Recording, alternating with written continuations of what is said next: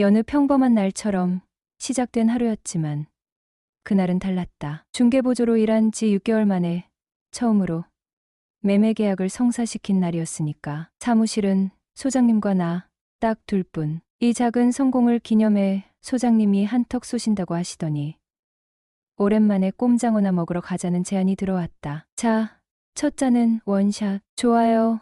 원샷. 폭탄주는 늘 그렇다. 처음엔 순한 것 같더니 어느 순간 고개를 들어보면 테이블엔 소주병이 벌써 2개, 맥주병은 5개쯤 나뒹굴고 있다. 그렇게 술잔을 주고받다 보면 이성은 감성에게 자리를 내주고 대화는 어느새 친밀해진다. 소장님, 이제 그만 마셔요. 너무 취하시면 어쩌려고요. 괜찮아요. 과장님, 오늘 같은 날 좀 취하면 어때서요? 그리고 취하면 김 과장님이 집까지 데려다 줄 거죠? 당연하죠. 근데 너무 많이 마시지 마세요. 평소에 도도하고 차가운 소장님이 이렇게 흐트러진 모습이라니 그저 놀라울 뿐이었다. 나도 만만치 않게 취한 상태였지만 술을 깰 겸 잠시 밖으로 나가 담배 한 대를 피우려 했다. 그런데 소장님이 따라 나오셨다. 괜찮아요?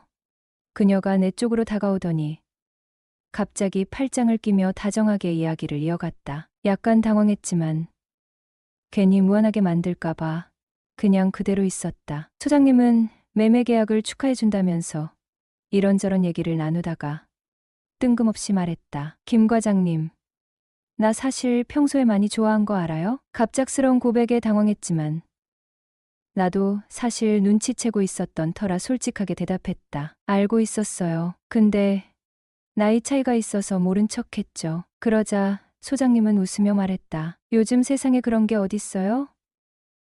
나이 차이 따위 신경 쓰지 마요. 남들 눈치가 보이면 몰래 만나면 되잖아요. 요즘 젊은 사람들 엔조이도 많이 하던데 우리도 가볍게 즐겨보는 건 어때요? 엔조이라는 단어에 나도 모르게 마음이 흔들렸다. 부담 없는 가벼운 만남이라면 나쁘지 않을 것 같다는 생각이 들었다. 라이트한 만남이라면 저도 괜찮을 것 같은데요. 그렇게 얘기하면서 소장님의 눈을 바라봤다. 그녀도 나를 그윽하게 쳐다보며 말없이 대답했다. 눈빛으로 모든 게 통했다. 김 과장님, 하고 싶은 거 해요. 그 순간 모든 망설임이 사라졌다. 그럼 이 차는 어디로 가실래요? 라고 물었더니 소장님은 기다렸다는 듯이 답했다. 김 과장님이 가고 싶은 곳으로 가요. 사실 소장님을 처음 만났을 때부터 가끔 묘한 기분이 들곤 했다. 차갑고 도도한 그 모습에선 거리감이 느껴졌지만 가끔 휙 돌아볼 때나 서류를 건넬 때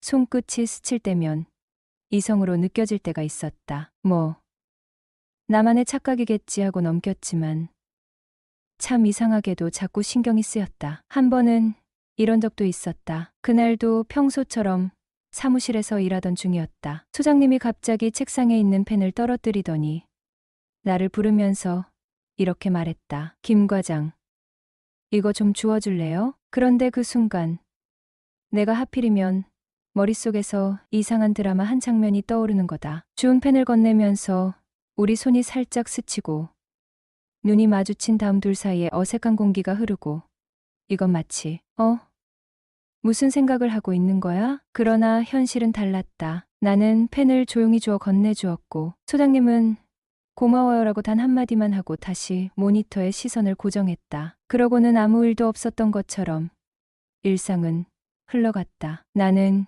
그때 생각했다. 역시 드라마는 드라마일 뿐. 괜한 망상은 그만하자. 하지만 그 망상은 좀처럼 끝나지 않았다. 소장님이 한 번은 창가 쪽에서 커피를 마시며 먼 곳을 바라볼 때였는데 그때 살짝 불어오는 바람에 그녀의 머리카락이 나부끼면서 얼굴을 스치는 모습이 마치 CF 같은 거 있잖아요? 그걸 보고 있자니 괜히 심장이 두근거렸다. 그러다 내가 고개를 돌리자 소장님이 그 순간 나를 발견하고 미소를 지으며 말했다. 왜? 나한테 뭐 묻었어요? 아니, 뭐가 묻긴 뭘 묻어. 내가 그저 넋 놓고 보고 있었을 뿐이지. 아니요, 아무것도요. 급히 시선을 돌리고 어색하게 웃었지만 속으론 큰일이다. 이러다 진짜 나 혼자 착각 속에서 사는 거 아닌가? 라는 생각이 들었다. 처음엔 그저 기회라고 생각했다. 사촌 형이 부동산 사무소에서 직원을 구한다고 해서 전화 한 통 걸었더니 소장님이 잠깐 얼굴 보자고 하셨다. 별 기대는 없었다. 그동안 인터넷 쇼핑몰을 차려보겠다고 자격증도 따고 취업 준비도 했지만 도무지 일이 풀리질 않던 차였다. 그래서 이 기회라도 잡아야겠다는 심정으로 사무실을 찾았다. 사무실은 그리 크지 않았다. 직원 책상 2개, 3인용 소파, 상담실 하나, 사무소라기보다 오히려 조촐한 카페 느낌이었다. 그런데 날 맞이한 소장님, 40대 중반의 여성분이셨다. 보통은 중년 남성 소장님을 예상했는데 뭔가 분위기가 조금 다르게 흘러갔다. 처음엔 그냥 일에만 집중했다. 소장님과는 나이 차이가 14살이 났지만 의외로 대화가 술술 통했다. 좋아하는 드라마, 음식 취향, 심지어 주량까지 비슷했다. 그게 소주 한 병 반이라는 점까지 말이다. 소장님은 전 남편의 외도로 이혼한 상태였고 나도 3년 넘게 만나던 여자친구와 장거리 연애로 힘들게 헤어진 참이었다. 비슷한 상처가 있어서 그런지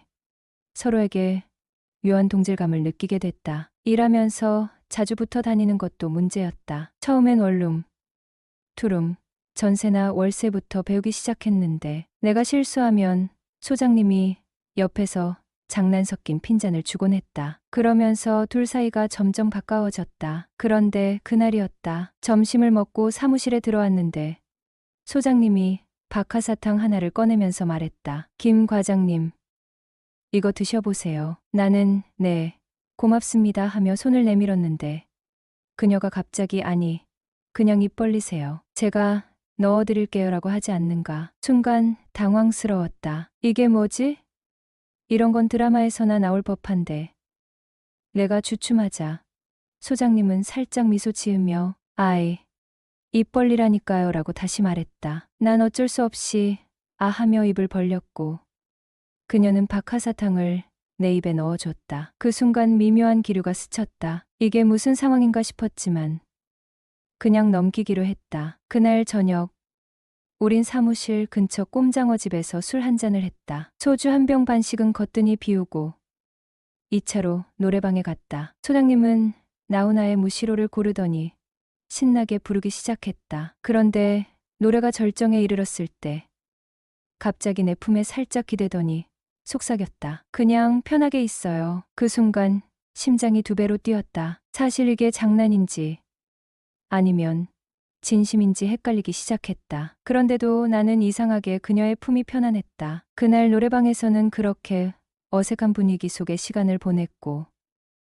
우리는 2차가 끝나고도 집으로 가지 않았다. 소장님 집에서 맥주 한 잔 더 하자는 그녀의 제안에 딱 한 잔만 더라고 했던 나는 그날 결국 그녀의 집에서 깊은 사이가 되고 말았다. 그 이후 상황은 더 빠르게 흘렀다. 내가 살고 있던 전세 계약이 끝나가던 참이었는데 며칠 전부터 소장님은 은근히 나를 압박하기 시작했다. 혼자 살기 외롭다. 그냥 우리 집으로 들어와. 처음엔 나도 머뭇거렸지만 생각해보니 나도 그녀가 점점 좋아지고 있었다. 동거하자는 제안이 이상하게 매력적으로 느껴졌고 그렇게 나는 그녀와 동거를 시작하게 됐다. 아침에 함께 일어나 출근하고 저녁에 함께 퇴근하고 맛집을 찾아다니며 데이트하고 볼링도 치러 다녔다. 그렇게 1년이 흘렀다. 나도 놀랐다. 평소라면 이런 상황에서 진작 식상해졌을 텐데 이상하게 그녀와 함께 있는 시간이 늘 즐거웠다. 우리가 함께 있으면 나이 차이는 전혀 문제가 되지 않았다. 이게 운명인가 싶을 정도로 하루하루가 신기했다. 14살 차이도 직장 상사와 직원이라는 관계도 더 이상 중요하지 않았다. 우리는 함께하는 모든 순간이 너무 좋았고 나도 내가 이렇게까지 변할 수 있다는 게 놀라웠다. 세상에서 운명을 믿지 않던 나였지만 이제는 그 말이 조금은 믿어지기 시작했다. 처음엔 모든 게 완벽해 보였다. 동거를 시작하고 매일 그녀와 함께하는 생활은 나에게도 신선하고 설렜다. 아침에 함께 일어나 출근하고 일 끝나면 집에서 같이 저녁을 먹고 주말엔 맛집을 찾아다니며 여유로운 시간을 보냈다. 그러나 시간이 지나면서 조금씩 그 완벽함에 균열이 생기기 시작했다. 처음엔 사소한 일들이었다. 그녀가 좋아하던 드라마나 음악이 더는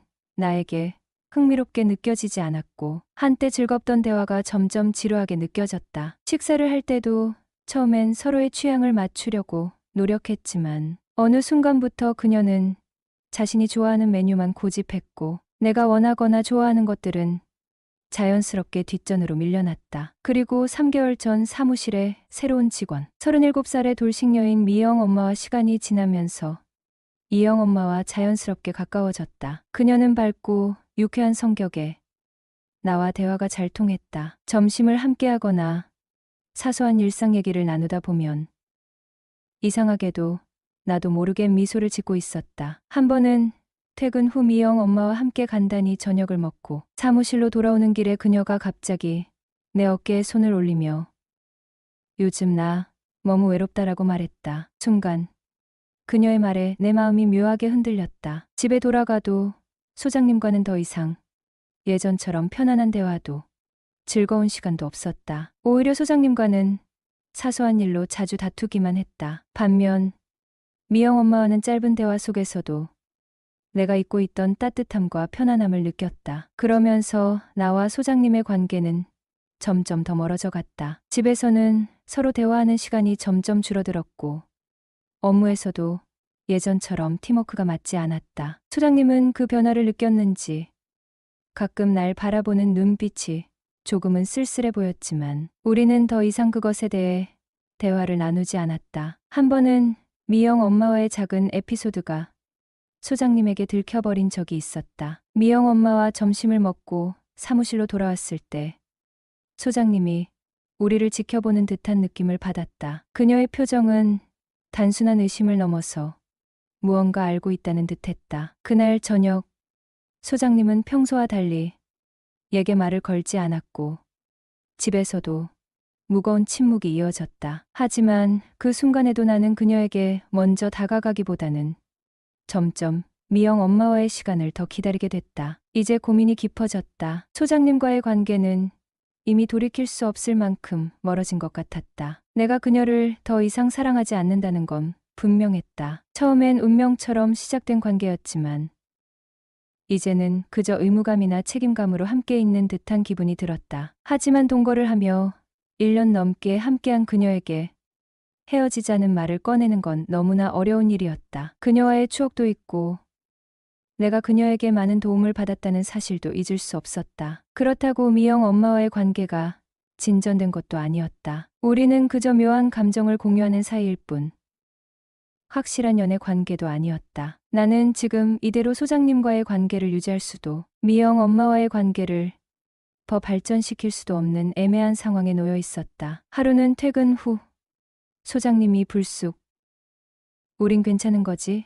라고 물었다. 그 순간 나는 어떤 답을 해야 할지 몰랐다. 괜찮다고 말하기엔 그건 거짓말일 테고, 솔직하게 더 이상 잘 모르겠다고 말하기엔 그녀를 상처 입힐 게 분명했다. 나는 잠시 머뭇거리며 조금 시간이 필요한 것 같아 라고 얼버무렸다. 하지만 그 말이 나온 순간 우리 둘은 이미 답을 알고 있었다. 결국 우리의 관계는 천천히 멀어져 갔다. 처음에는 모든 것이 운명처럼 느껴졌던 그녀와의 동거는 이제 더 이상 나를 설레게 하지 않았다. 오히려 이 관계를 유지하는 것이 점점 힘들어지고 있었다. 이제 어떻게 이 관계를 끝내야 할지 고민이 깊어졌다. 소장님에게 상처 주지 않으면서도 솔직하게 마음을 전해야 한다는 걸 알지만 그 과정